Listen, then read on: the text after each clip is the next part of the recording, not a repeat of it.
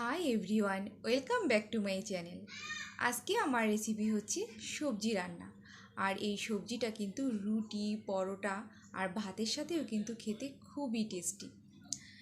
আমার রেসিপিটি যদি আপনাদের ভালো লাগে তাহলে অবশ্যই চ্যানেলটিকে সাবস্ক্রাইব করবেন আর পাশে থাকা বেল আইকনটি ক্লিক করবেন। এতে করে আমি যখনই নতুন কোনো রেসিপি আপলোড করব নোটিফিকেশন সবার আগে আপনার কাছে চলে যাবে। আর এই সবজিটা কিন্তু আমি আমার বাসায় প্রায় রান্না করে থাকি, আর এটা কিন্তু সবাই খুবই পছন্দ করে। সবজি রান্না করার জন্য এখানে আমি আমার কিছু পছন্দ মতো সবজি নিয়েছি। পেঁপে নিয়েছি, মিষ্টি কুমড়া নিয়েছি, কাঁকরোল নিয়েছি, তারপরে বাঁধাকপি কুচি নিয়েছি, আলু নিয়েছি, পটল নিয়েছি, গাজর নিয়েছি। আপনারা কিন্তু আপনাদের পছন্দ মতো যে কোনো সবজি নিতে পারবেন। তবে নিরামিষ সবজি রান্না করার জন্য মিষ্টি কুমড়া, মিষ্টি আলু আর গাজর এই মিষ্টি সবজিগুলো অবশ্যই নেওয়ার চেষ্টা করবেন, এতে করে কিন্তু সবজিটা খেতে বেশি ভালো লাগে। এখানে আমি একটা কড়াইতে পরিমাণ মতো তেল নিয়েছি। এখন এর মধ্যে প্রথমেই আমি দিয়ে দেব দুটো শুকনো মরিচ আর একটা তেজপাতা আমি ছোট ছোট করে কেটে নিয়েছি। এখন দিয়ে দিচ্ছি হাফ চা চামচ পাঁচফোড়ন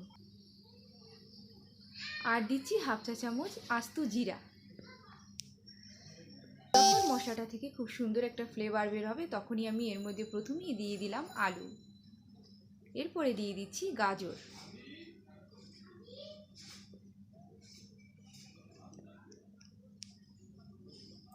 এরপরে আমি দিয়ে দিলাম পেঁপে। এই তিনটা সবজি কিন্তু সিদ্ধ হতে সময় লাগবে, তাই আমি এই তিনটা সবজি প্রথমেই দিয়ে দেব আর বাকিগুলো পরে অ্যাড করব। একটু নেড়ে নিচ্ছি।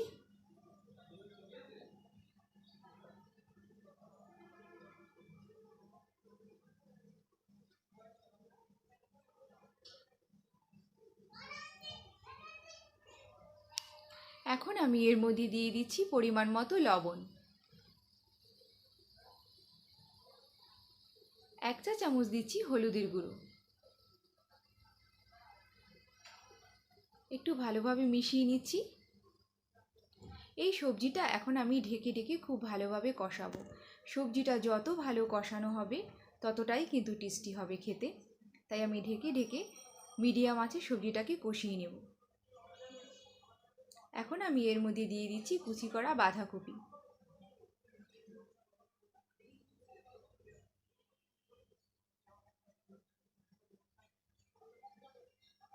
কাঁকরোল কুচি দিচ্ছি। বাকি যে সবজিগুলো আমার আছে সবগুলোই আমি এখন দিয়ে দেবো এর মধ্যে।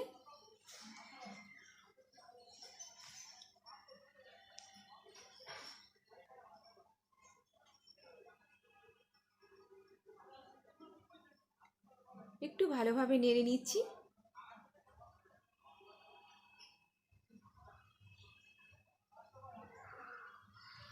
এখন আমি এর মধ্যে দিয়ে দিচ্ছি কুচি করা কাঁচামরিচ। নিরামিষ সবজিতে কাঁচামরিচ দিয়ে রান্না করলেই কিন্তু খেতে বেশি ভালো লাগে।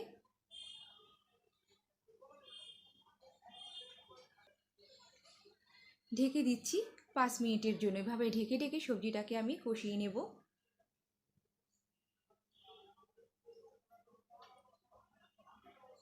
এখন আমি এর মধ্যে দিয়ে দিচ্ছি 1.5 চা চামচের মতো আদা বাটা আর 1.5 চা চামচ দেব জিরা বাটা।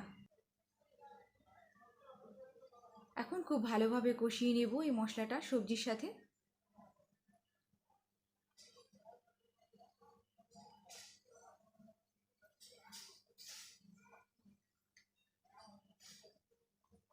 সবজিটা ঢেকে ঢেকে খুব সুন্দর করে কষাতে হবে, এতেই কিন্তু বেশি টেস্টি হবে সবজিটা খেতে।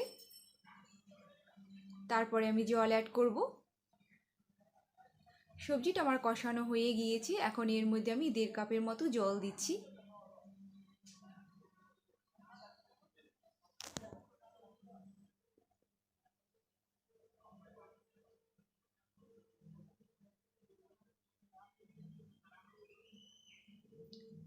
জলটা ফুটে ওঠা পর্যন্ত অপেক্ষা করব।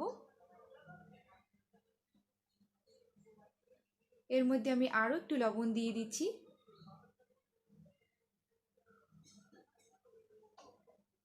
ঢাকনা দিয়ে ঢেকে দিচ্ছি 5 মিনিটের জন্য।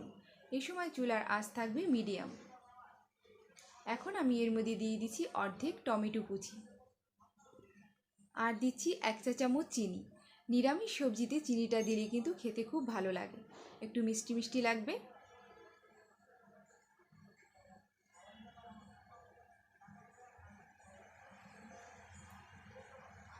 আমার সবজিটা কিন্তু প্রায় সিদ্ধ হয়ে গিয়েছে, আরও একটু অপেক্ষা করতে হবে।